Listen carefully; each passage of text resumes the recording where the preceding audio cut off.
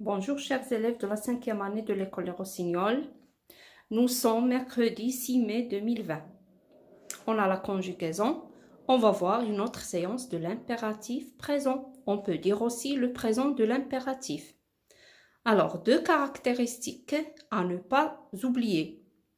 L'impératif présent se conjugue seulement à 3 personnes. La deuxième personne du singulier, la première personne du pluriel et la deuxième personne du pluriel. Et bien sûr, il y a l'absence du sujet. Alors, on a déjà vu quand est-ce qu'on peut employer l'impératif. C'est pour donner un ordre, un conseil, une interdiction, une consigne, etc. Alors, on passe à la conjugaison. On va voir quelques verbes. Le verbe rester. Comment on le conjugue? Reste, restant, rester. Avec la deuxième personne du singulier, on doit enlever le S.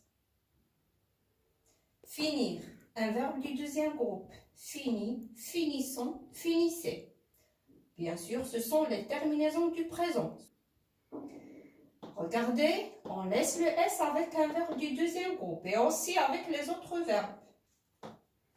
Prendre, prends, prenons, prenez. Venir, viens, venons, venez. Partir, part, partons, partez. Mettre, mets, mettons, mettez. Alors, prendre, venir, partir, mettre sont tous des verbes du troisième groupe. Comme vous l'avez remarqué, les terminaisons du présent. Seulement, on a 3 personnes et il y a l'absence du sujet. Bien sûr, il y a des verbes qui ne suivent pas cette règle. On a vu ensemble le verbe savoir, ça se conjugue de cette façon. Sache, sachons, sachez. Vouloir, veuille, veuillons, veuillez. Aller, va, allons, aller. Avec le verbe aller, on doit enlever le S quand on conjugue à la deuxième personne du singulier. Il y a aussi les autres verbes être et avoir qui ne sont pas classés. Alors être, ça se conjugue de cette façon. Soit, soyons, soyez. Avoir, et, ayons, ayez. Je vous invite s'il vous plaît à réviser tout ce qu'on a déjà vu. Voyons maintenant ici, on a le verbe se cacher. Qu'est-ce qu'on remarque? Il y a un petit mot se. C'est un verbe pronominal.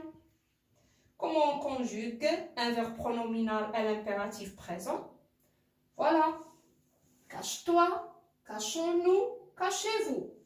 Le petit se, ça veut dire le pronom réfléchi. Regardez, ça devient toi, nous, vous. Et ça se place après le verbe.